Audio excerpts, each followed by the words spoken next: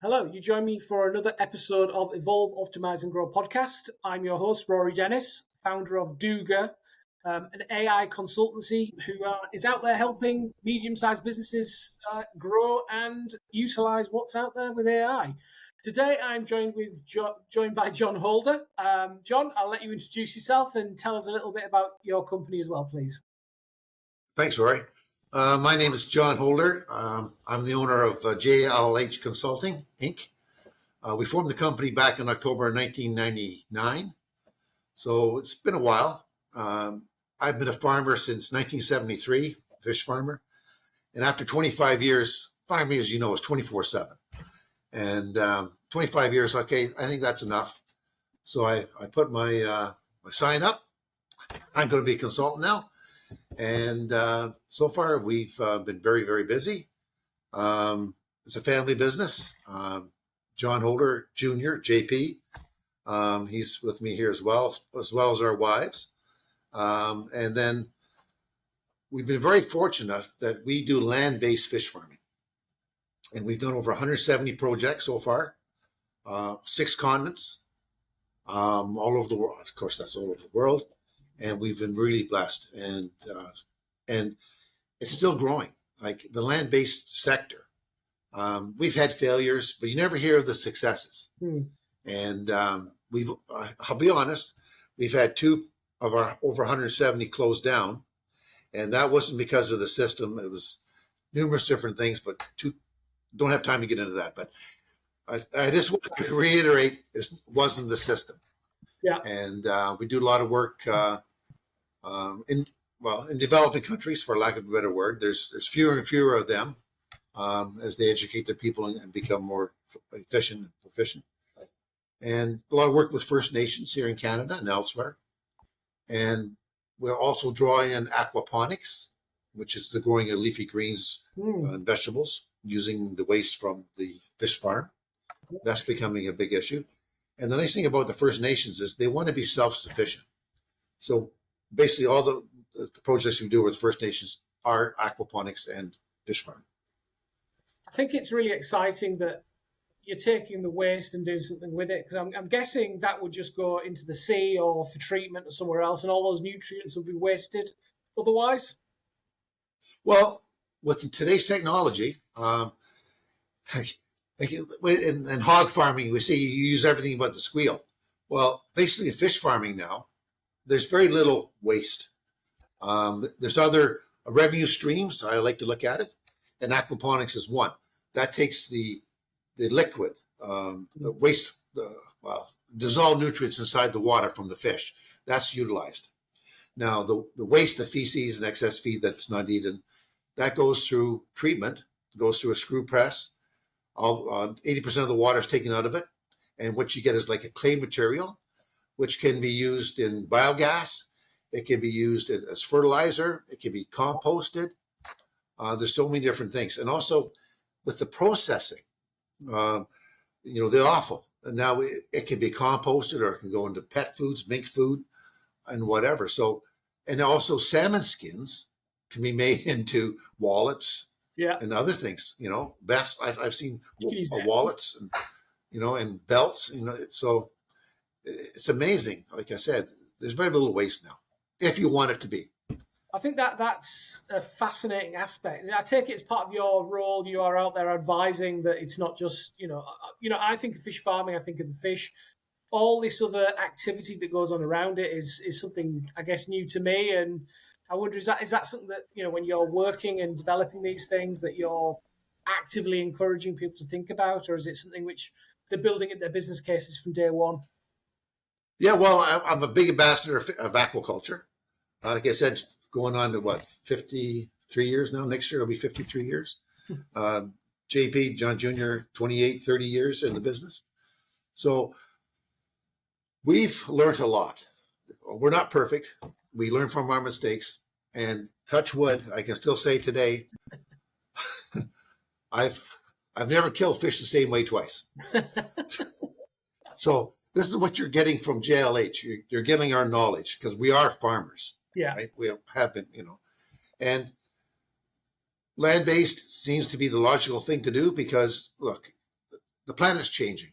The oceans are heating up. Disease is starting to become prevalent. Yeah. So the best thing is, if you can do it, is move everything to land. Now, over 50% of the seafood we eat today is farmed. Yeah. I think a lot of people don't realize that.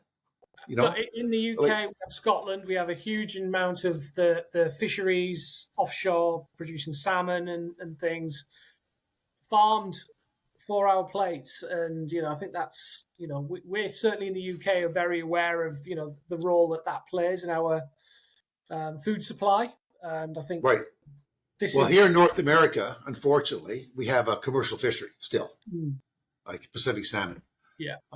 There's nothing on the East Coast for Atlantic salmon. So on the East Coast, they just raise the Atlantic salmon. Everybody's happy with that. But on the West Coast, because we have the Pacific salmon, there's still a wild fishery. And Alaska's huge with their enhancement programs. So we're running a little bit of problem with the net pin guys because of that. It's all political. It's not based on science. But the oceans are changing again. I don't want to keep repeating myself, but it's getting warmer, algae blooms, disease, sea lice, whatever. So it makes perfect sense to move on land. Now, the research systems today aren't like they were in the 80s. Like, we're going to talk a little bit about AI and how that's coming in, but also the different technologies that we can get to make our systems more efficient as far as cost of production. The capital expense has come way down. And we believe in the KISS principle. Keep it simple. Keep it simple, And, stupid, yeah. Yeah. And our competitors, I hate calling them competitors, our peers in Europe, they seem to be more into the build the spaceship, right? We're more into build a farm. And that's why we do a lot of work in developing countries like, South Africa, Namibia, China, but China's not developed anymore. They're up there. Yeah. But Indonesia and places like that, we find that if we build a spaceship, you need astronauts to run it. Yeah. And back in the day when Chile, when we first started going down there, the people were not book learned, but they're very intelligent. Yeah. But when they're given this huge project to run, they had trouble. But now, as time goes on, they finally realize that, and KISS is the way to go. And it makes things so much easier and cheaper. So that's what we do. We do the small farms. Yeah. We don't do the mega farms like you hear about these 10,000, 20,000, 30,000 ton farms. No, we do the 100, the 250, the 500. And they're still profitable because they're simple and family run, right? You make a good living. Yeah. And you have less problems because as being smaller, you can pay more attention to your fish. These things right here, behind these glasses, the two most important things we have, the eyes. You watch, you look at your fish, and you can become like they talk about horse whisperers, think dog whisperers. You can become a fish whisperer because those fish will tell you days before that could be something they don't like. But if you quit looking at your fish, which is part of the AI, which is getting better, but you still have to use these tools, but you cannot get away from the basics of farming. Yeah. You have to look after your livestock. Doesn't matter. Chickens, pork, beef, whatever. You still have to be physically there and watching. Yeah, and it's I guess it's like the hygiene, it's the environment, it's the care. Any farmer would look after the livestock because they want them to be healthy, to be farmed all the way through. Exactly. So, and the nice thing about land-based is we have complete control of their environment. Not like the ocean. Yeah, where you get sea lice and everything else and you have different diseases going through. Yeah. In land-based systems, we usually have eggs, and they're from a disease-free source, like in quotation marks, and 99.99% of the time they are. And that's very important because as soon as you get a disease in a land-based system, especially RAS, recirculating aquaculture system, you're doomed. You're absolutely doomed. because it's going to be, you lose your fish, you have to quarantine it, you have to clean it out. And because it's pipes and tanks and equipment, and there's biofloc, there's sediment in there, if you don't get it 100% clean, that little microbe could be there saying, okay, you got rid of all my buddies, but I'm still here. Wow. Yeah, I can imagine. Well, yeah, it doubles every couple of minutes. My bacteria Yes, will build yeah. up in no time at all, and you get the recirculating problems. Just obviously, you talk about worldwide. You're obviously, helping farmers. It sounds like all over the world. Is it the same fish? Is it salmon everywhere? No, Is it anything, whatever the local fish? no, we do. I think we've done 20 different species. Maybe 23. I have to go back. It could be, no, I think it's 23 different species. Anywhere from freshwater to brackish water to saltwater. Anywhere from temperate climates like 10 to 12 degrees C up to 28, 30 degrees C. So all our systems have to be adaptable. Yeah. We like to do, we have a couple of patents, and we've come across the system we call the RASway. And it's I know I know you don't need, I don't want to spend too much time on this, but it's a mixed cell raceway that the energy requirement for salmonids is around 3 kilowatts per kilogram produced.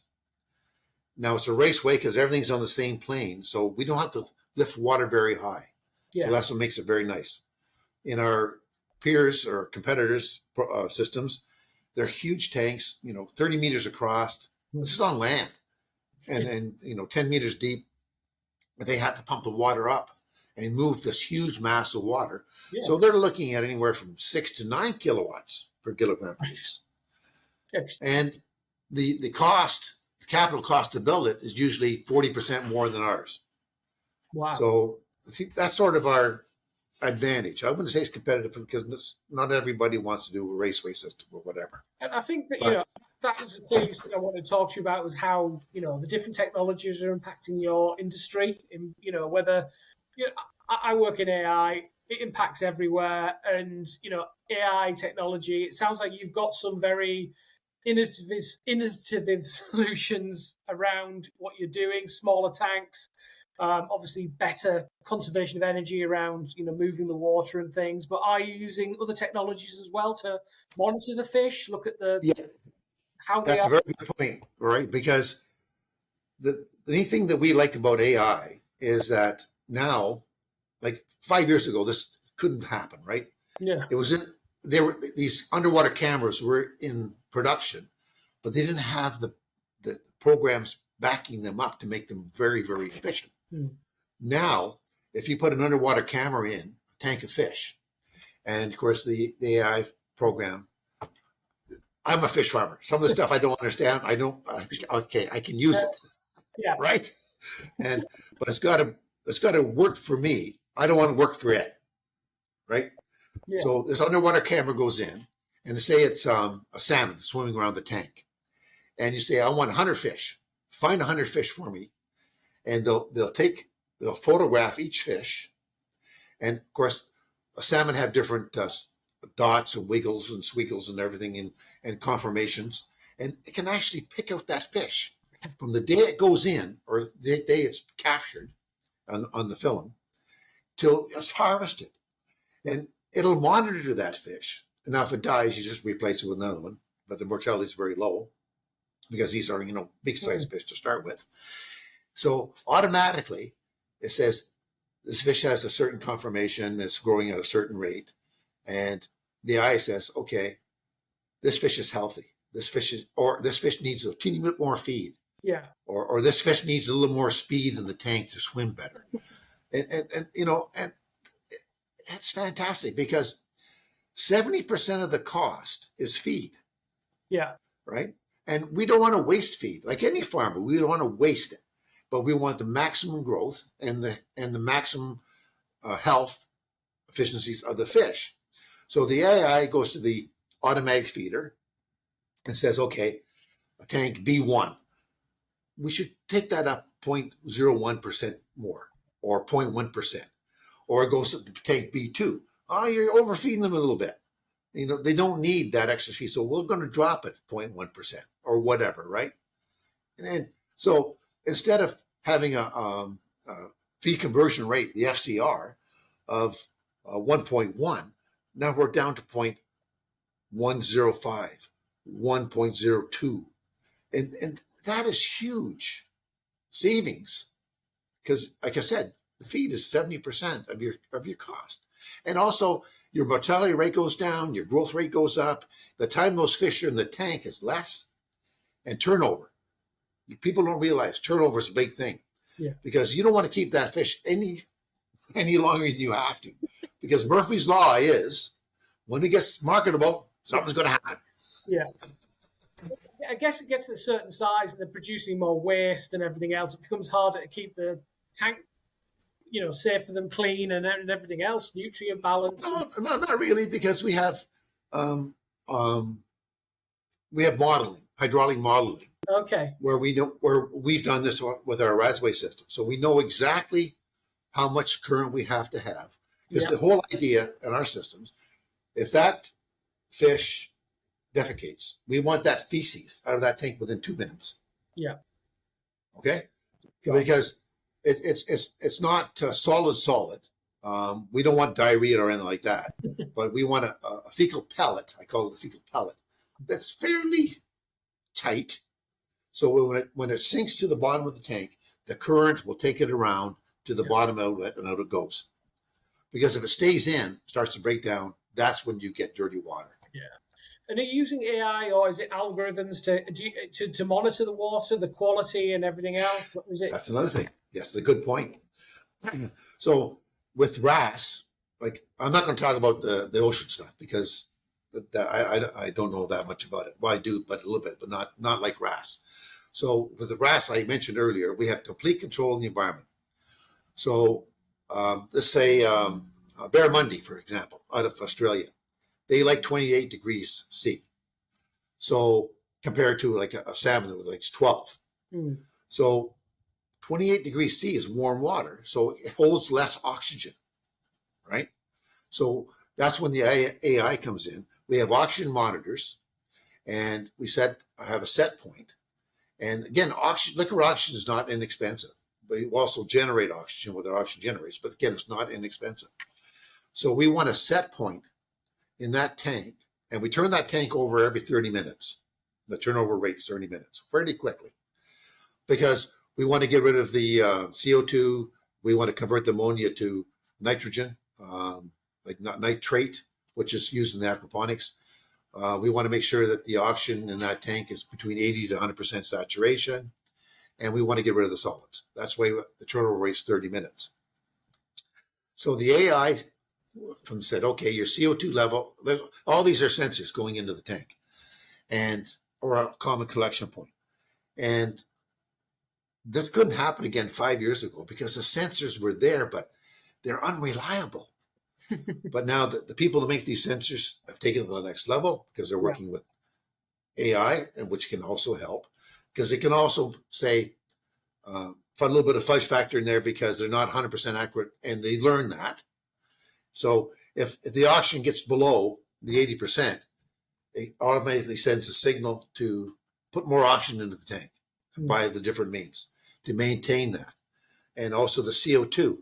If the CO2 is higher than it should be, it lets us know, and we can turn on extra CO2 discs, aeration discs to help get rid of the CO2.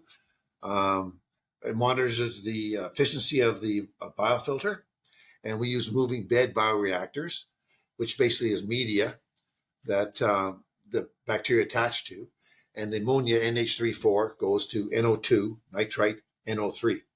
NO2 and ammonia are fairly toxic, but the nitrate is benign, but it can be toxic if it gets too high. Again, the AI can say, okay, everything's working fine. Sorry.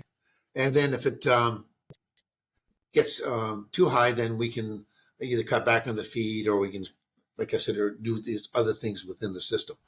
Because stress of the fish means less growth, possible disease, stress, or possible disease down the road. So there's numerous different things that we're doing now that we couldn't do 5 years ago.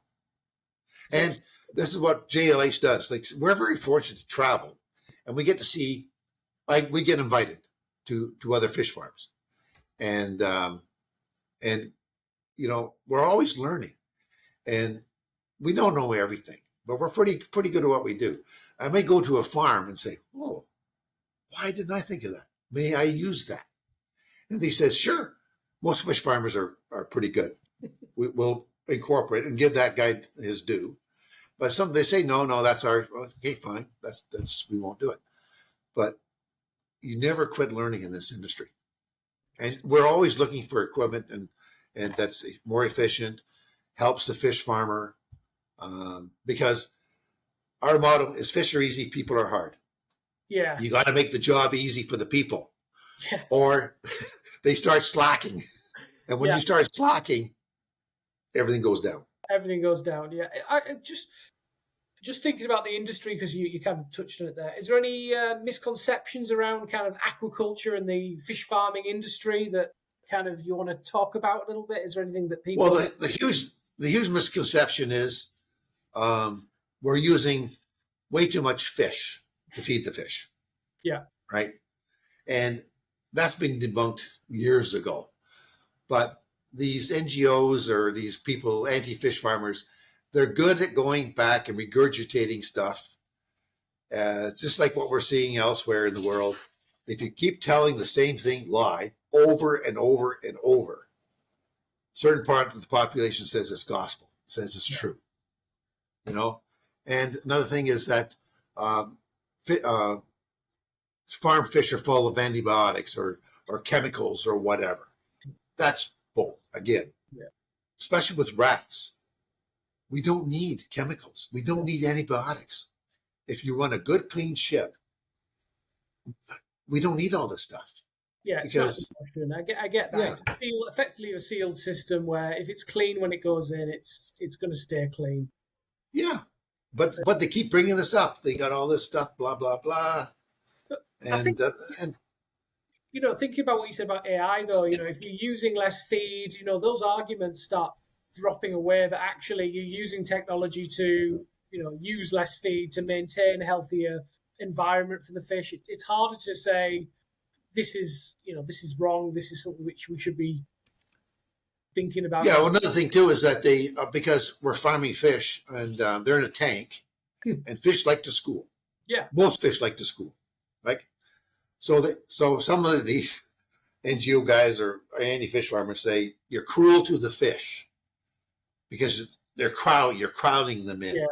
Well, that's not true. You know, fish. Certain fish need to be crowded to be happy. For example, Arctic char. Now these numbers may seem high, but Arctic char like it when they're dense, like 100 kilos per cubic meter. They'd love it. And they grow better if they were at 50. They're not happy at 50. So you have to keep the densities up high. Atlantic salmon, 65 to 70 kilos. Rainbow trout, 65 to 70 kilos. But then we get into barramundi, they may only want 60 kilos per cubic meter. Tilapia, 120 kilos per cubic meter. Every species has its sweet spot.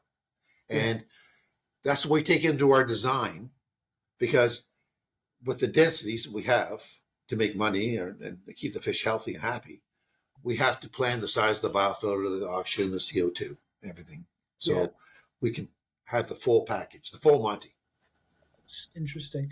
So thank you. You've taught me a lot about the industry there. I'm just going to move on a little bit onto JLH Consulting, your business, and just talk a little bit about what you're doing day to day in your role. Because I said I've learned a lot about just generally aquaculture, which is interesting. Just think about yourself. What's the most significant kind of operational challenge you face at the moment? It sounds like you've got business pretty much all over Canada and all over the world as well. Is it managing all that from different time zones, or what area are you currently looking at and thinking, God, I'm pulling my hair out here? Well, we do work in Australia and New Zealand. Yeah, and of course their time zones are different, but that's not so bad. because 9 o'clock in the morning in Auckland, let's say, or Melbourne or whatever, it's 3 o'clock in the afternoon for us. So that works. That's not bad. Now, when we're going your way, It's a little east, bit different. it's a little bit different. It's a little bit harder, but we make it work because we really want to see this industry flourish. Yeah. And we hate the headlines. Another one went bankrupt. Well, we hate seeing that. But like I mentioned earlier, way in this podcast, you never hear about the successes.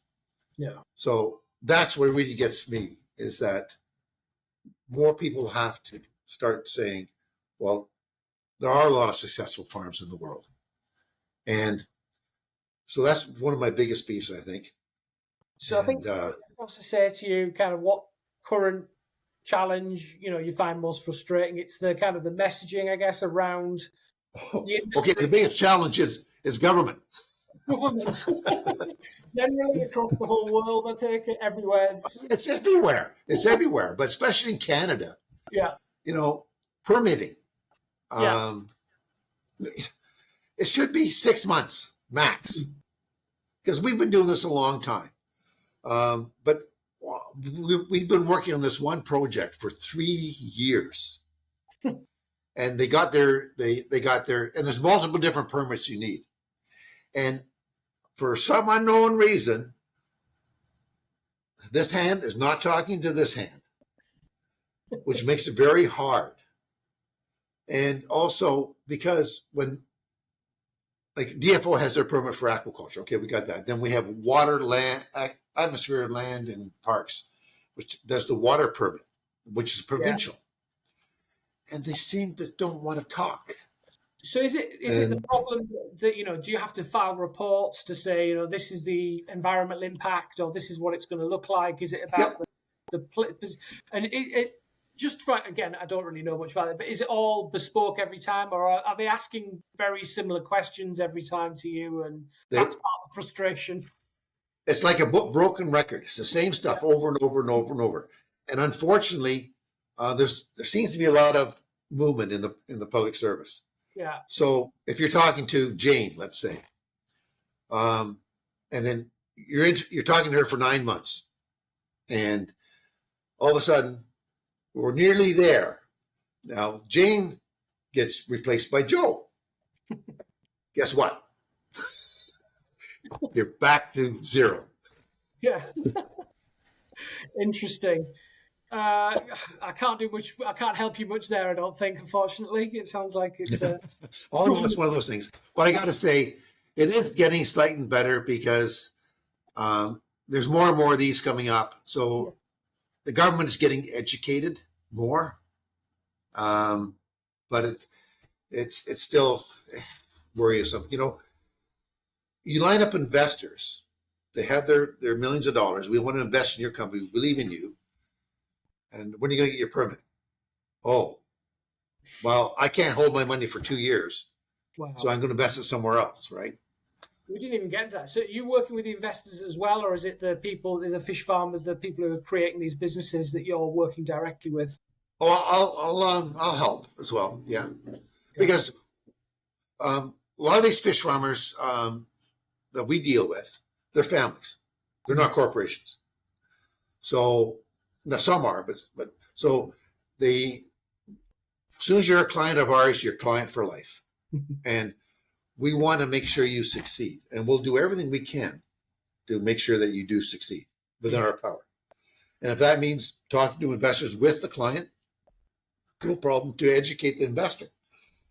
Because some investors, they just want to invest in something, but others are very keen to know what they're investing in.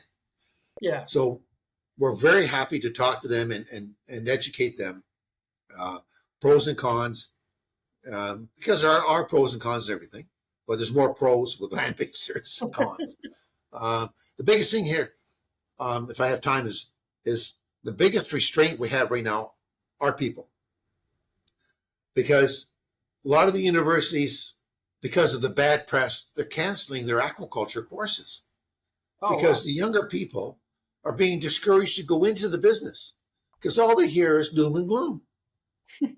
So it is now. Some do go through because they know that it's bull. Yeah. But again, it's very hard to get experienced people, a manager, for example, unless you poach it from somebody else. And I don't want to do that. That's not a sustainable business model either, No, though. no, it's not sustainable, right? So we have some people will do a pilot project, prove the concept, hire extra people that they actually need, train them, and then when they build the bigger farm, it's just, and they're very intelligent people, but not everybody does that because No, it does cost a little bit more to start, but it saves a lot of money in the long run. I guess so. Just thinking about your clients a little bit, and me not knowing how big the aquaculture world is. How do you find your clients? Is there a little black book somewhere where your name is scribbled in, or? Well, this is the first year that we've actually advertised. Oh wow! Um, Everything up to now has been basically word of mouth. Yeah. And I do go to conferences. I do give talks. But this year is the first year where we've actually put ads into the, what's it called? African Farmer. So it's a publication that's based out of South Africa, but does basically all Southern Africa. Because I love South Africa. We've done numerous projects down there. The people are fantastic. They're successful. Yeah. And I love the concept that we want to feed our people. We want to employ our people. I love that. So we do a lot of help there with that. And then, so like I said, we just started to advertise because JP, which you first contacted, Yeah. I want him to grow the business. I'm nearly at the end of my career, and I want him to grow the business. So we're looking to hire more people outside the family. And again, that's, fish are easy, people are hard. We're willing to take that step. We have some people that we're actually going to interview tomorrow to get the right person, and he or she doesn't matter, and try to expand. So we're starting to spread our wings a little bit more by advertising. Right now, we're getting busy. A lot of First Nation work, and it's getting to be a little too much. And I hate turning people away because I believe in what we do and what we have. I think it's better in some other systems. Yeah, and I think understanding how you work and your productivity and everything else. But it sounds like you've got a lot going on at the moment. So obviously that hiring, are they going to be focused on growing the business or just maintaining what you've already got in Canada? What's going to be the focus for growth going forwards? Yeah, what we got in Canada is keeping us busy right now, but I think that what system we got, we're getting more and more systems worldwide, and it is changing people's lives because it's, like I said, cheaper. The cost of production is less, energy is yet less, capital cost is less, and that's going to promote fish farming more, land-based fish farming more down the road. And also, we're taking the smaller units, like I said earlier. The biggest we do is 3,000 tons, and to us that's a huge operation. We're actually doing 2 of those right now here in BC, and we're doing another 1,001 in BC. So we got 3 big projects. I would say big projects compared to the First Nations, which are mostly 125, 250, or 500. But the more that we do, the more successful we are. I believe the more this industry will thrive and grow. Yeah, I think you're a great advocate for the industry, which is it's great to hear. You called them your peers earlier on, but how do you actually stand out from your competitors? Is it your passion? Is it the technology? You've already described how your smaller systems. Well, yeah, I think it's our passion for the industry, and being farmers at one time. Some of our peers or our competitors are not farmers; they're engineers, and there's nothing wrong with that. But if you have the farming background, and we learned a lot when we were farming, Yeah. and we know what to do and what not to do. We think we know. And so far, we've been very successful with that. We've never had any of our farms closed because of the system. The two that closed, one was poor genetics, and the other one is management. Yeah. It was terrible. I imagine I couldn't teach them enough. They wouldn't. Oh, So but anyway, this is what I was thinking, that you probably come at it from a farming problem point of view, whereas engineer would come from an engineering point of view. And actually, at the end of the day, it's a farming problem. It's a farm, and that's what you need to be passionate about. but it's got to work, right? Yeah. And our systems, because it's the KISS again. I don't want to keep emphasizing this. Keep it simple. They work well. Yeah. And so, and also we do things in modules. So this, like a 3,000 ton farm could be two 1,500 ton modules. It could be 6 500 ton modules. Yeah. So it's still, biosecurity is also very important. So come on, people will screw up occasionally, but none of them screwed up to where they lost all their fish. But if you have everything broken down into modules, it's safer. Yeah. Right? I can understand that. Yeah. Definitely. And more manageable. Yeah. So. Fascinating. So just thinking about the future a little bit, in 12 months' time, where will your business be? Is it going to be even more international? Is it going to have doubled in size? You've got all these new team members coming in. Where will you be in a year's time? Well, I hope that we'll do more in Canada. I'm not going to do anything in the United States for obvious reasons. Maybe not to you, but to me. So that's why we're looking to go more international. Yeah. North America, Canada, Mexico. Nothing in between. Nothing in between. But the people down there, they're great people. Yeah. But I don't want to go there. So if I can't go there, I can't give them 100%, right? Yeah. So, and China, they're looking, I've been to China 39 times. I've been to North Korea. I've been to Africa. I've been everywhere. Wow. So China, they've got their act together. So now we're looking to Australia, New Zealand, Indonesia, Africa. Again, I really love Africa. I want to help them out. Japan, we've done some work in Japan. So Europe, it's tough to get into Europe because Europe, right? They're sort of used to these European companies, but we have done some projects in Europe successfully. So we're starting to get noticed there. So yeah, I want to leave something behind that people say, God, JLH did a good job. You know what? Speaking to you, I'm absolutely certain you will have done a good job and you'll have made a difference in Africa and other places, because you've got a passion about this industry, which is it's great to see and hear. Just thinking. Yeah, but Rory, I'm 76 now. I'm 76. You look like you've got lots of energy, though. It doesn't look like you're slowing down. Well, I told my wife I was going to retire 6 years ago. She says, "No, you're not. You have to get out of the house at least 2 hours a day." Yeah. I said, okay.